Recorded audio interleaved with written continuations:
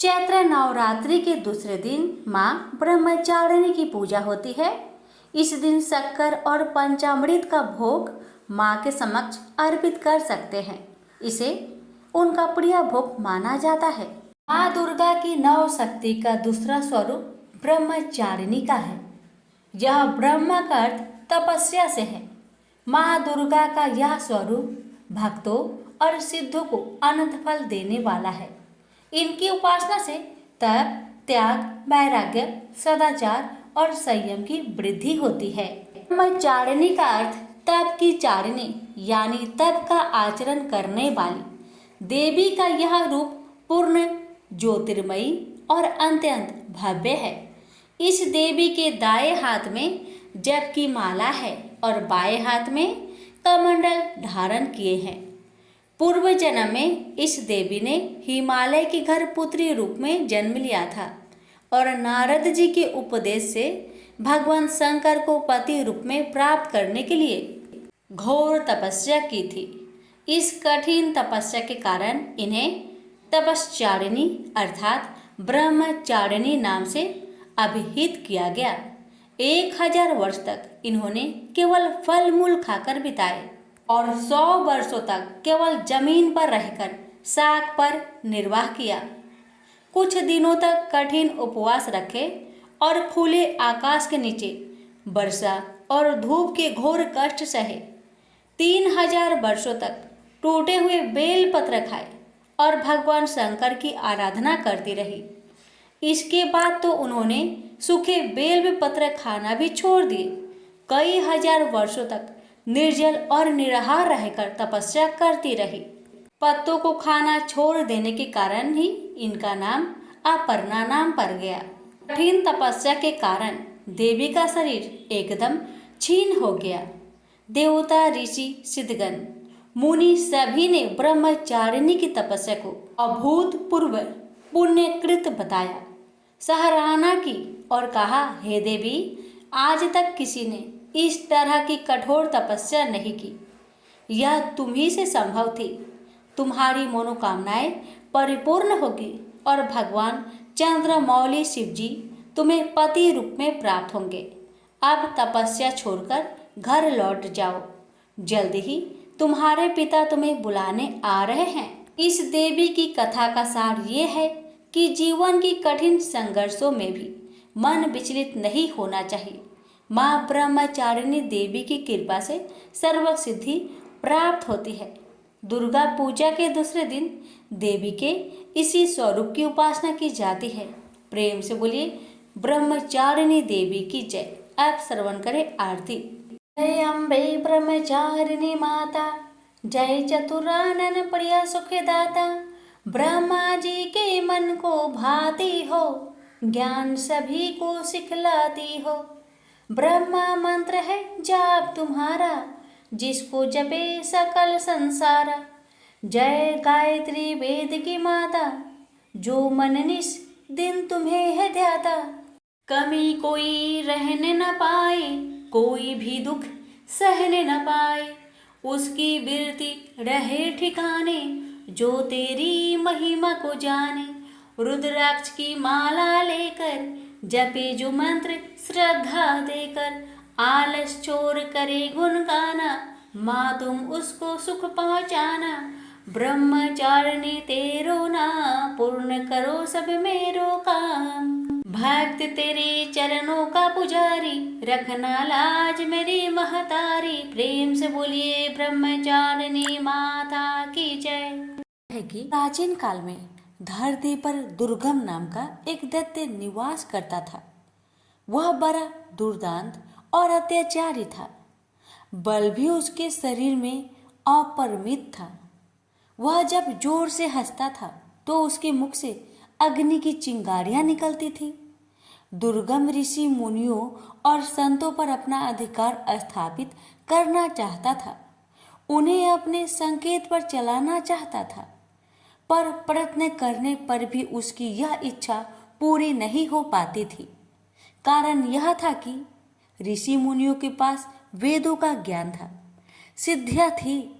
दुर्गम जब भी आक्रमण करता था वह उनकी सिद्धियों और शक्तियों से पराजित हो जाता था।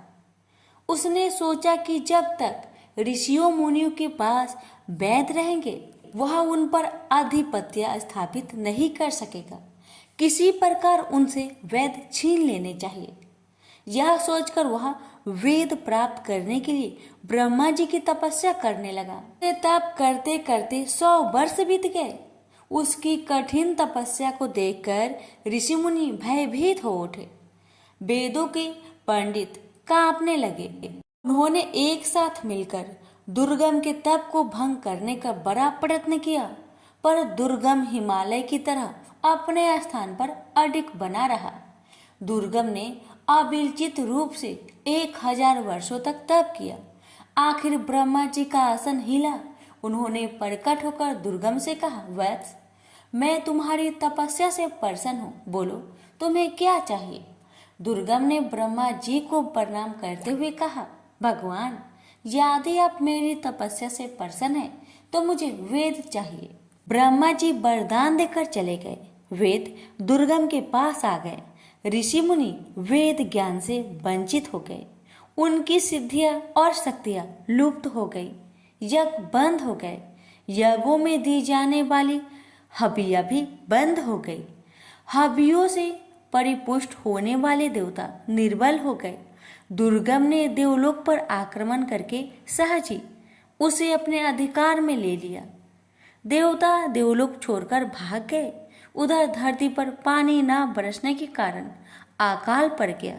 मनुष्य, पशु, पंछी सभी जल और अन्न के अभाव में भूखे मरने लगे।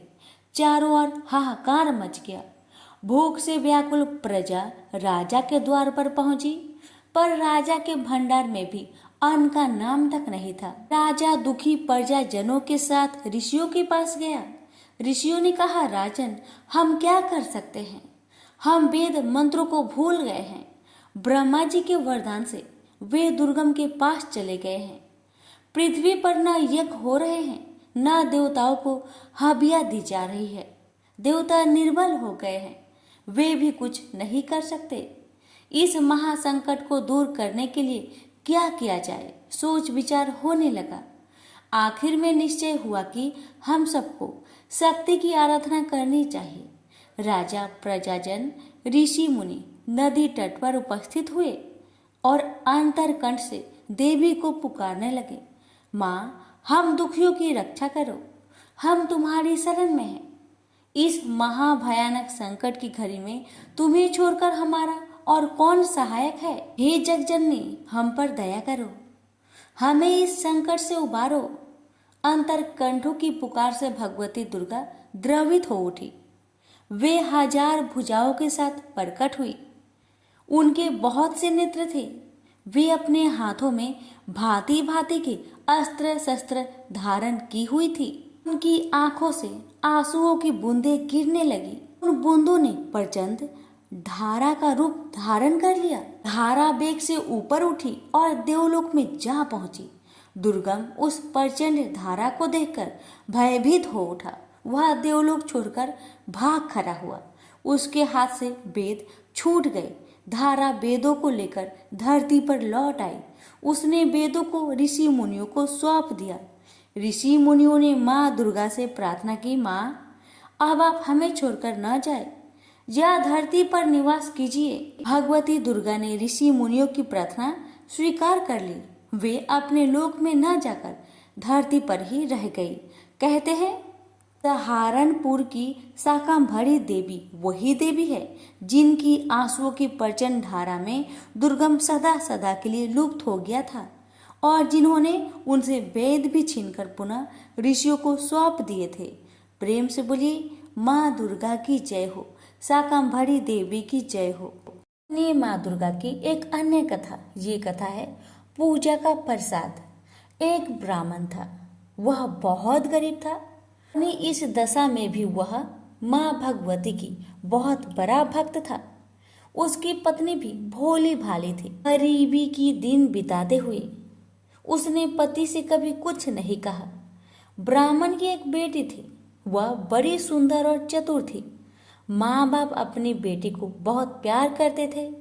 किंतु जैसे जैसे बेटी बड़ी होती गई उसके विवाह की चिंता उन्हें सताने लगी। एक समय की बात है कि रात बहुत अंधेरी थी। झमझमाझम बरसते पानी में जब आकाश में बादल गरज रहे थे, तभी किसी ने ब्राह्मण का दरवाजा खटखटाया। ब्राह्मण ने दरवाजा खोला। सामने एक राहगीर खड़ा था। उसने कहा, मैं पास की ही गांव में रहने वाला ब्राह्मण हूँ, रिश्तेदारी में जा रहा हूँ। रास्ते में दिन ढल गया है, बरसात शुरू हो गई है, बड़ी कठिनाई से यहाँ तक आ सका हूँ। ब्राह्मण ने कहा, अतिथि के रूप में आप मेरे लिए पूज्य हैं। घर में जो कुछ रूखा सूखा है उसे खाकर संतोष करें। अतिथि ब्राह्मण सत्कार से बहुत प्रसन्न हुआ। बातों बातों में उसे ब्राह्मण की गरीबी और बेटी के विवाह की चिंता की भनक पड़ गई। उसने ब्राह्मण से कहा, आप चिंता ना करें, मेरे गांव में ब्राह्मण का ही एक सुशील लड़का है। मैं आपकी बेटी के हाथ पीले करवाने की जिम्मेदारी उठाता हूँ। दूसरे दिन वह ब्राह्मण चला गया। उसी के प्रयत्न से ब्राह्मण की पुत्री का विवाह हो गया। मगर एक इच्छा और रह गई। माँ दुर्गा देवी की पूजा हो जाती और घर पर 2-4 ब्राह्मण भोजन कर लेते तो कितना अच्छा होता। ब्राह्मण बोला, मेरे मन में भी यह बात थी। विवाह के बाद बेटी को भी नहीं भुला पाए। माँ दुर्गा की पूजा के बहाने उसे भी बुला लेते। नवरात्रि आ रहे हैं, मगर पूजा यूं थोड़ी ही होती है। पैसे तो चाहिए था, कहाँ से लाऊं पैसा? पत्नी बोली, मन में संकल्प है तो काम अवश्य पूरा होगा। माँ दुर्गा की कृपा होगी। तुम जाकर भगवती दुर्गा की मूर्ति लेकर आओ। पत्नी की बात सुनकर ब्राह्मण का उत्साह जाग उठा। वह एक मूर्तिकार के पास गया। मूर्ति का दाम पूछा तो चौंक पड़ा। मूर्ति महंगी थी। ब्राह्मण निराश होकर लौटने लगा। मूर्तिकार सज्जन व्यक्ति था। वह ब्राह्मण की व्यवस्था तार गया। बोला, निराश ना हो, लाओ, तुम्हारे पास जितने पैसे हो मुझे दे दो और मूर्ति ले जाओ। ब्राह्मण सुनकर सोच में पड़ गया। जेब टटोली, उसमें केवल 1 रुपया था, जबकि मूर्ति 10 रुपए की थी। परंतु मूर्तिकार ने उससे 1 रुपए में ही दुर्गा माता की मूर्ति दे दी। घर आकर पत्नी को दुर्गा की मूर्ति दिखाई, लेकिन उस समय पत्नी बीमार थी। ब्राह्मण अकेले ही तैयारी में जुट गया। पत्नी ने कहा, पूजा शुरू होने से पहले बेटी को ससुराल से लेकर आ जाना। ब्राह्मण तुरंत अपनी बेटी को लेने चल दिया। ब्राह्मण अपनी बेटी के ससुराल पहुंचा। बहू के पिता को खाली हाथ देखा तो उसकी सास भड़क गई और बहू को नहीं भेजा। अपनी गरीबी पर ब्राह्मण को आज पहली बार बहुत दुख हुआ। वह गांव के बाहर आया। एक पेड़ के नीचे बैठकर देर तक रोता रहा। तभी उनके कानों में आवाज आई, पिताजी चलिए, मैं आ गई। बड़ी मुश्किल से सास ने भेजा है। ब्राह्मण ने आंखें उठाकर देखा, उसकी लड़की सामने थी। घर आकर ब्राह्मण, ब्राह्मणी और उसकी बेटी ने बड़ी श्रद्धा से देवी की पूजा की। किसी तरह जुगाड़ करके देवी के प्रसाद लिए, कुछ फल और दूसरी सामग्री जुटा ली। परंतु समस्या थी कि इतने कम प्रसाद से काम कैसे चलेगा। ब्राह्मण की बेटी ने कहा, पिताजी आप चिंता ना करें, जिसे चाहे बुला लीजिए। देवी का प्रसाद मैं स्वयं अपने हाथों से बांटूंगी। धड़कते दिल से ब्राह्मण ने आस पड़ोस के लोगों को बुला लिया। पूजा की समाप्ति पर लड़की ने प्रसाद बांटा। ब्राह्मण और उसकी पत्नी देखकर आश्चर्यचकित रह गई कि प्रसाद कम नहीं हुआ, बल्कि प्रसाद पर्याप्त मात्रा में बच रहा था। दूसरे दिन ब्राह्मण सवेरे उठा, नहा धोकर देवी की पूजा में रखे जल के घड़े की ओर चला। वह उसे ले जाकर देवी की मूर्ति के साथ नदी में विसर्जन करना चाहता था। जैसे ही ब्राह्मण घड़े के पास आया, उसने देखा कि उसकी लड़की घड़े से पानी लेकर पी रही है। यह देखकर ब्राह्मण क्रोध से बोला, तूने पूजा का जल ही अपवित्र कर दिया। माँ दुर्गा अवश्य नाराज हो जाएगी। मैं उन्हें मनाने के लिए पूजा करता हूँ और तुम तो बर्बाद ही कर दी। इससे अच्छा तुम ससुराल में रहती तो ही अच्छा था। इतना कहकर ब्राह्मण फिर से पूजा में बैठ गया। लड़की अपनी बीमार माँ के पास आई और बोली, माँ, अब मैं वापस ससुराल जा रही हूँ, तुम बिल्कुल ठीक हो जाएगी, चिंता मत करना। कुछ देर बाद ब्राह्मण पूजा से उठा। अब उसको अपनी गलती पर बहुत पछतावा हो रहा था। ने अपनी बिटिया रानी को क्यों डांटा, मुझे नहीं डांटना चाहिए था। तभी पत्नी फटाक से बिस्तर से उठकर आई और बोली, बिटिया को क्या कहा? मेरी बिटिया तो चली गई, प्रसाद भी नहीं ले गई। ब्राह्मण ने कहा, बस क्या बताओ, मुझसे गलती हो गई। तुम खाट से उठकर यहाँ क्यों चली आई? जाकर आराम करो, तुम्हारा तबीयत खराब है ना? पत्नी बोली, नहीं, मैं अब बिल्कुल ठीक हूँ। देखो, मेरा बुखार भी नहीं है और मुझे कमजोरी भी नहीं लग रही है। तुम प्रसाद के कुछ फल ले जाओ और मेरी बेटी के ससुराल में देकर आओ। पत्नी की बात सुनकर ब्राह्मण देवी की पूजा का फल लेकर तुरंत घर से निकल गया और बेटी के ससुराल में पहुंचा। बेटी से जाकर कहा, अरे तुम नाराज होकर चली आई, तुम प्रसाद भी लेकर नहीं आई। बेटी, माँ बाप से कोई इस तरह नाराज नहीं होता है। पिता की बात सुनकर बेटी ने कहा, पिताजी, मैं तो यही थी, आपके साथ गई ही नहीं। लड़की बोली। अब ब्राह्मण का सर चकरा गया। ब्राह्मण ने सारी बात अपनी बेटी को बताई। यह सुनकर सभी चकित रह गए थे। ब्राह्मण बोला, वह और कोई नहीं, माँ दुर्गा ही थी। माँ ने अपने घड़े का जल स्वयं ही पी लिया था, अपनी पूजा का फल स्वयं ही खाए। मैं तो धन्य हो गया। ससुराल वाले भी लज्जित थे कि उन्होंने बहू को उसके मायके में नहीं भेजा। प्रेम से बोलिए माता रानी की जय। सुनिए एक अन्य कथा। ये कथा है माँ दुर्गा से जुड़ी रेवती नक्षत्र की कथा। प्राचीन काल में ऋषित्वक नाम का एक मुनि थे। उनकी बुद्धि बड़ी विलक्षण थी। उनके यहाँ समयानुसार पुत्र उत्सव हुआ। रेवती का चौथा चरण गंडात होता है, उसी में उस बालक की उत्पत्ति हुई। मुनि ने उस लड़के की जात कर्म आदि सभी क्रियाएं सविध संपन्न की थी। चूड़ाकरण और उपनयन आदि संस्कार भी संपन्न किए।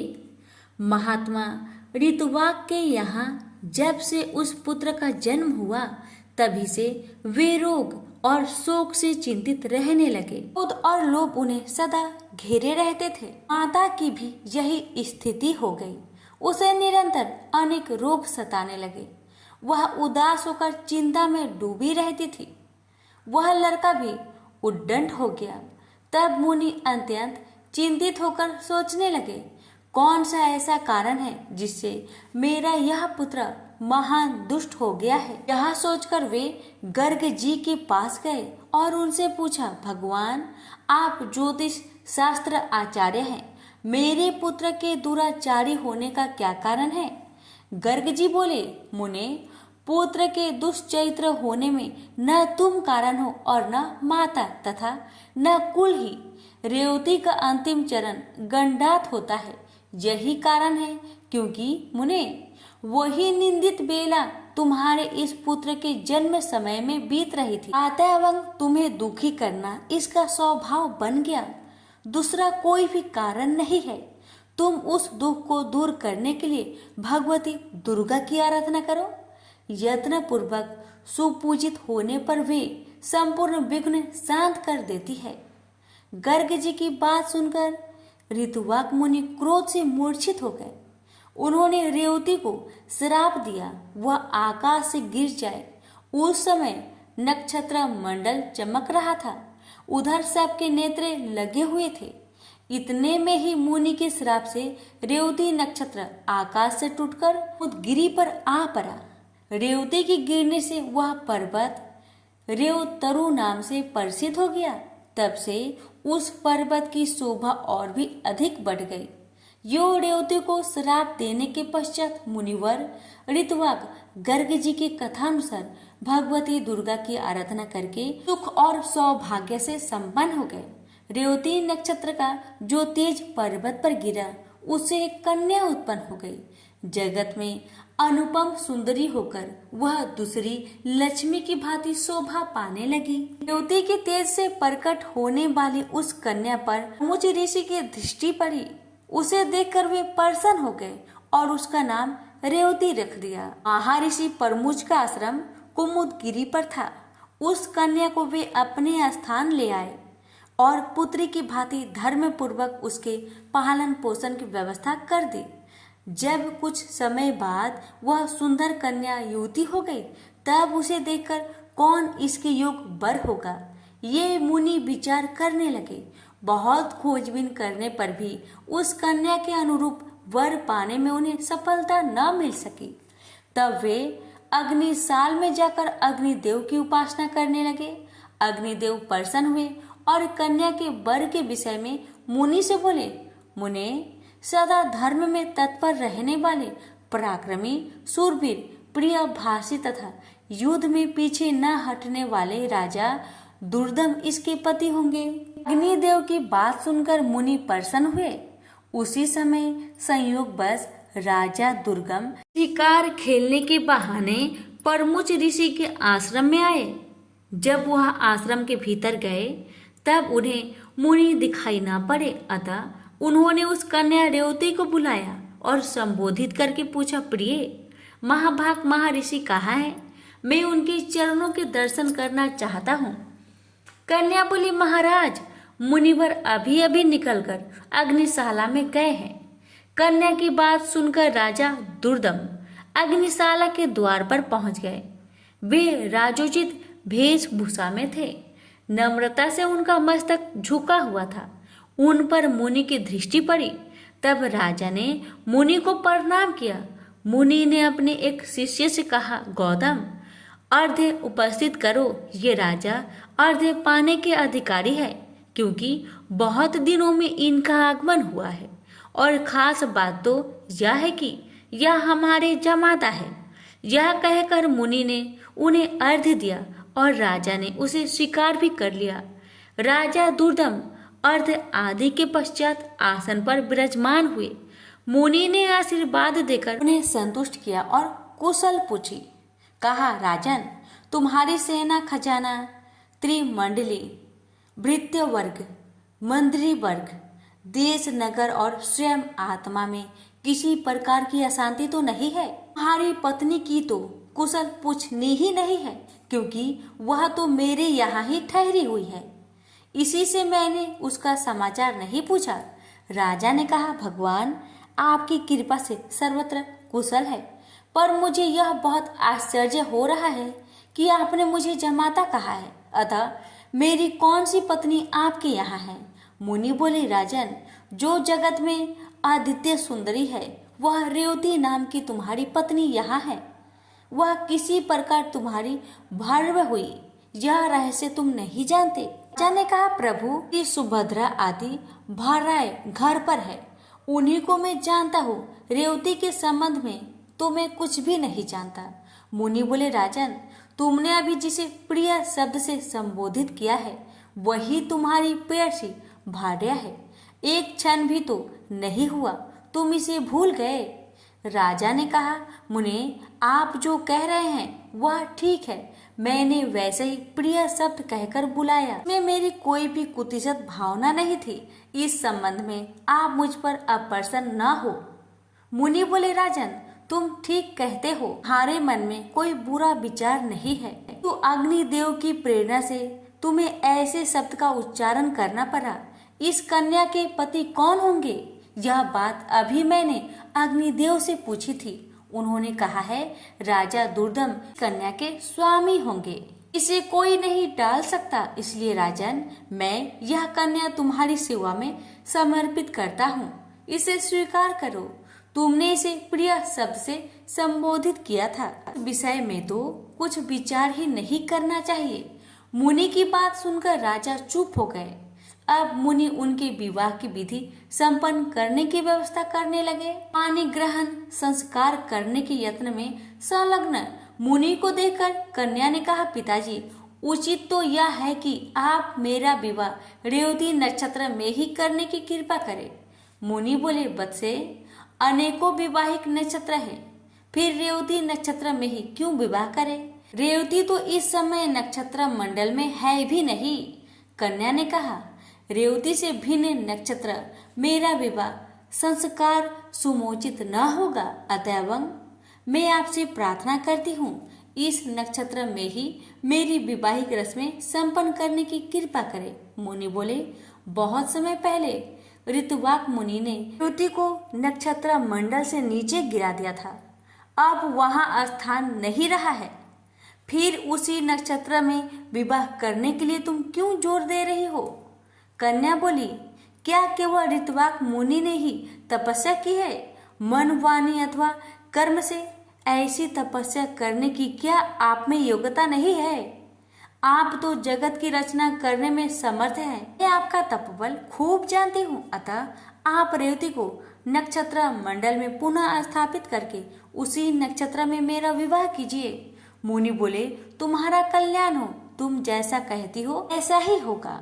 मैं तुम्हारे लिए आज ही रेवती नक्षत्र को शुभ मार्ग में स्थित करके उसी नक्षत्र में तुम्हारा विवाह संस्कार संपन्न करूंगा। यह कहकर मुनि ने अपनी तपस्या के प्रभाव से उसी समय रेवती को नक्षत्र मंडल में पूर्ववत स्थापित कर दिया। फिर उसी नक्षत्र में वैवाहिक विधि के अनुसार मुनि ने राजा दुर्दम को वह रेवती नामक कन्या सौंप दी।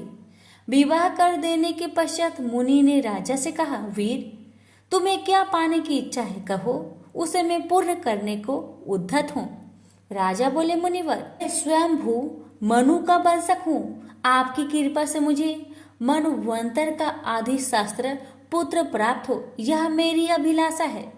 मुनि ने कहा, राजन, यदि तुम्हारी इच्छा ऐसी है तो भगवती दुर्गा की आराधना करो, तब मनवंतर का स्वामी पुत्र तुम्हें अवश्य प्राप्त होगा। श्रीमद् देवी भागवत 5वां पुराण है, उसकी 5 आवृत्तियां श्रवण करने से तुम अपने मन के अनुसार पुत्र प्राप्त कर लोगे।